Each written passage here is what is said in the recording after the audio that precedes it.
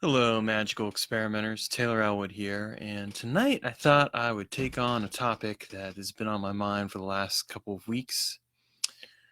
It's a topic that resurges from time to time, in occult circles, where you have basically people who say magic can only be done this very specific way, or they might say, you can do magic certain ways, but any other way isn't effective. And they'll argue that, the notion of whatever works, do whatever works, is not realistic to magic. And I'm going to concede something here. To a certain extent, they have a point. Not as much of a point as they think they have, but they do have a point. And we're going to get into that a little bit later. But I want to first dissect their argument a little bit from an angle that I think that they need to hear. And an angle that you need to hear, and it's this. When people make this argument about how magic works, and they make this argument that magic only works a certain way, that only if you're part of the Solomonic magical tradition, or only if you've approached magic from this specific ancient tradition, or other things along those lines, there's usually a couple reasons they're making this argument. One reason they're making this argument is out of self-interest. And what I mean by that is someone's making this argument because they actually teach classes on magic in a very specific way, and they write books on magic in this very specific way, and they want to filter people that particular way. They want people to basically only go for their particular perspective, or perhaps to go for some other perspectives, but nothing that's too risque or experimental, because, hey, magic's only supposed to work a certain way. So they've got that self-interest angle. They may not admit that self-interest angle. In fact, they probably won't, but that doesn't mean it's not there. Because let's be honest here, if you are making a living or of sorts off of, for example, teaching magic and writing books and all this other stuff, and you have a very specific way of doing it, and you don't want people exploring other ways, you're going to say something like that. That's just the brutal, honest truth here, and I have no problem calling it out for what it is. The other reason people will usually make this argument is because they feel threatened by the innovation and experimentation that's going on with magic. They feel a need to try and quash down the creativity. And I've had this experience personally. I remember when I first told people about pop culture magic, I was told that I was a flake, that it wasn't real magic, that I didn't know what I was talking about, etc., etc., etc. Needless to say, they were wrong, and I was right. And we see that by the prevalence of pop culture magic, and how many more people are practicing it, and how they are getting very real results that make an impact on their lives. This isn't all in their heads. It's not something that's less authentic or real than an older or ancient tradition or anything along those lines. It has genuine power to it, and it's something that gets results. Certainly it's gotten results for me in my life, and it's certainly gotten results for other people in their lives. And I would argue when someone makes this kind of argument where they're trying to quash the creativity of other people, they're doing it because they feel threatened, because they lack imagination, or things along those lines. In the case of my mentor, he lacked imagination and creativity. He basically didn't have what it took to be a real magician. He thought he was, and he had done some stuff, but the fact that he was world weary of magic, at the young age of 30 years old at the time, this was way back when, was really an indicator to me that he really didn't know what he was doing.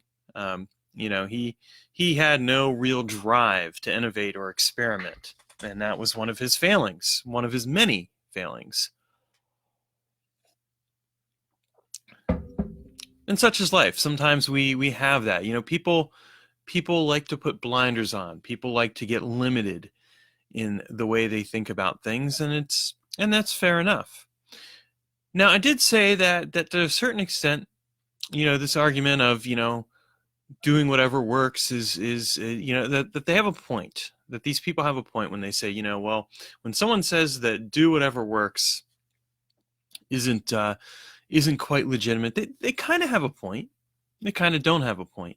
Where they have a point is that, yeah, just going out there and doing whatever works without really understanding the fundamental aspects of magic, there's truth to that. If you don't have a fundamental understanding, if you don't really have any experience with with how magic works, then yeah, I don't think that you really can legitimately go out there and do whatever you want to do, because I don't think you're going to get the results. And I've seen that happen time and time again. I think, on the other hand, that you can pull off do whatever works when you have a baseline experience.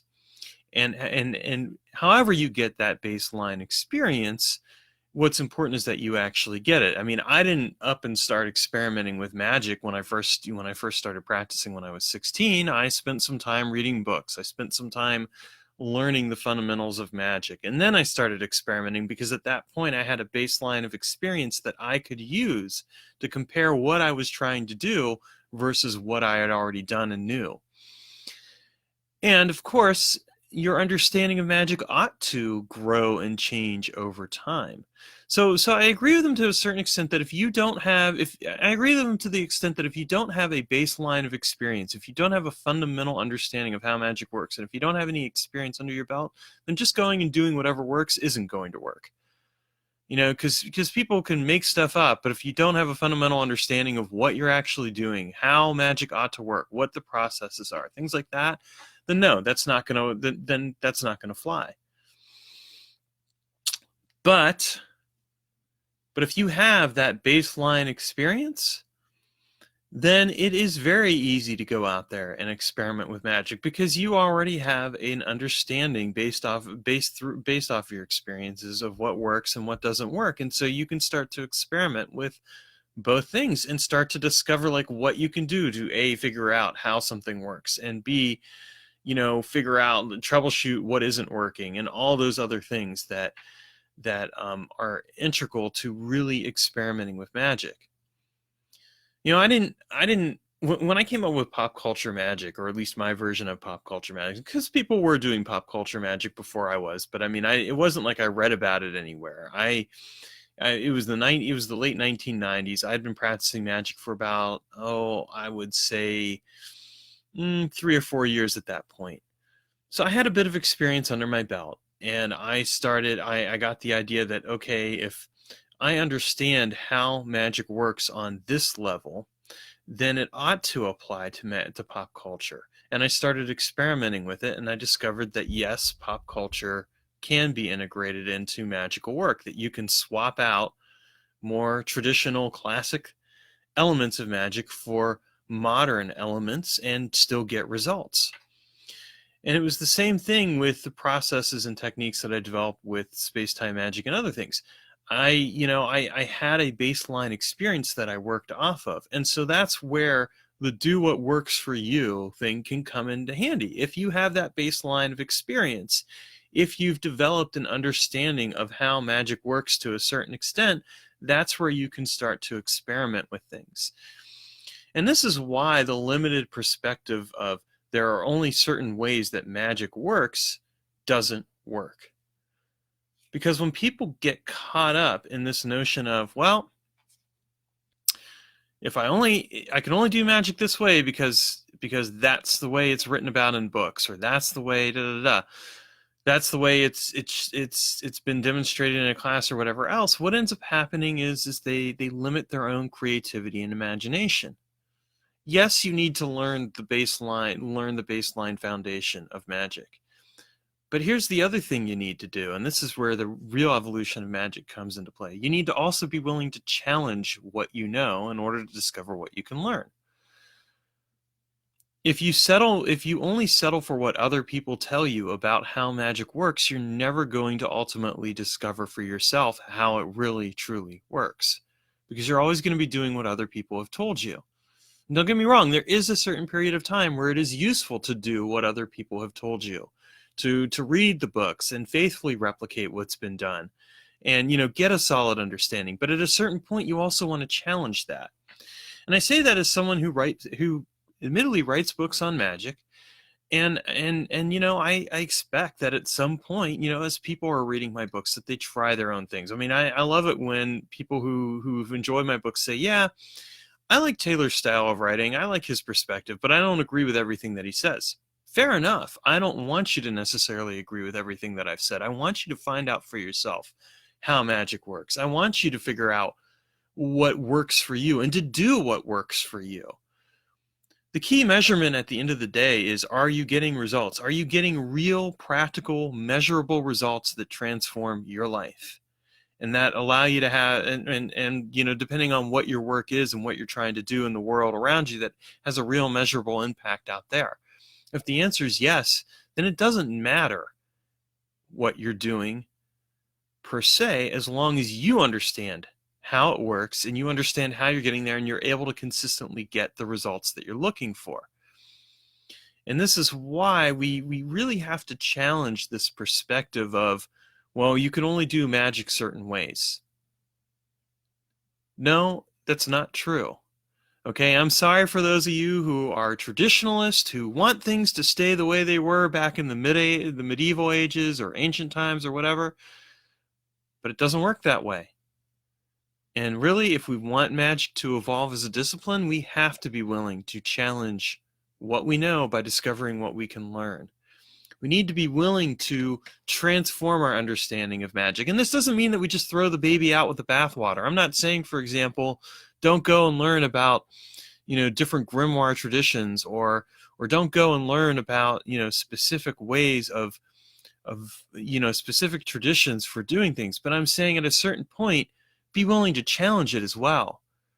Test yourself against what you know and see what you can actually do with it.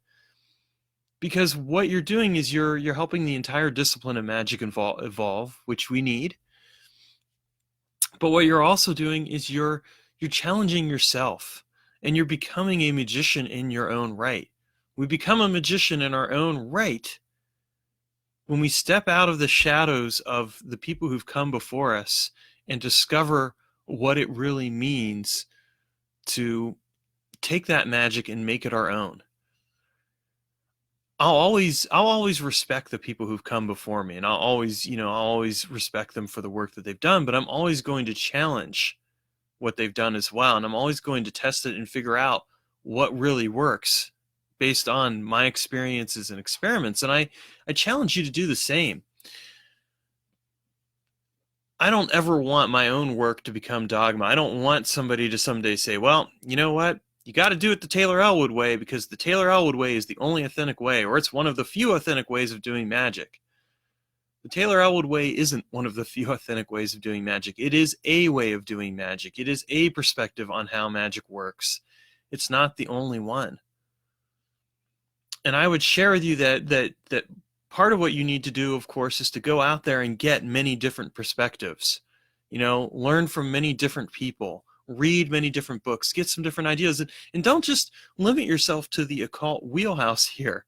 Read books outside of the occult disciplines. Get some of your ideas from different perspectives and disciplines that aren't automatically associated with magic. I mean, some of my best ideas have come from taking disciplines that aren't overtly associated with magic or the occult and taking them and combining them with fundamental magical processes and perspectives that work, and actually getting really good results. That's kind of the key here, folks. So don't limit yourself to the dogma of what somebody says. When someone says, well, you have to do it this way, or it's not real magic, or you can do it this way and you can do it some other ways, but anything else isn't authentic magic, challenge that. Don't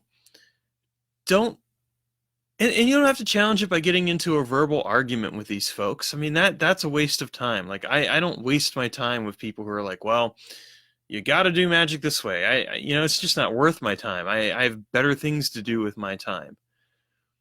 But challenge it by going out there and discovering for yourself, are they right or are they wrong? Don't take their word for it. And don't take my word for it. I mean, again, challenge what I think. Challenge my perspective. But here's the difference between me and them. I'll always tell you to challenge my perspective. I'll always tell you to go out there and find out for yourself. Don't buy what I say wholesale. challenge what I think. And most of them will never do that because they're so invested in their own authority, so caught up in having and portraying a certain way that they're not willing to they're not willing to share the very real fact that they're fallible human beings who make mistakes and they don't know everything that they think they know about magic, and that what they could really stand to do is challenge themselves on what they think they know by actually trying to experiment and discover for themselves if, in fact, there are other ways to do things. If there are different perspectives out there that could challenge what they think they know. But that's on them. And the important thing for you in your spiritual journey is that you make yourself your own authority, that you learn from other people, show them respect for the work they've done, but be willing to step out from underneath their shadows. Discover who you really are, and discover who you are as a magician. Discover how magic works by doing it for yourself and by taking what you've learned and experimenting with it and making it your own. That's real magic, and that's the evolution of magic, and that's what we need. We don't need people saying you can only do magic a certain way. Forget that noise. It's not useful, and it's what holds back progress and evolution and innovation and imagination and creativity. We don't need that. We need people who are willing to challenge what they know by discovering what they can learn, who will respect the work of others, but at the same time step out from underneath the shadows and discover for themselves how magic works for them by taking what is relevant to them, what is of interest, and combining it with what they know about magic and then seeing what they come up with. That's how magic evolves. That's how we change magic, and it's how we change the world as well. We can't stay in the past. Honor it, respect it, but move forward as well. Anyway, that's my perspective on this, and feel free to challenge it because, hey, that's part of life too, right? Take care and have a great day.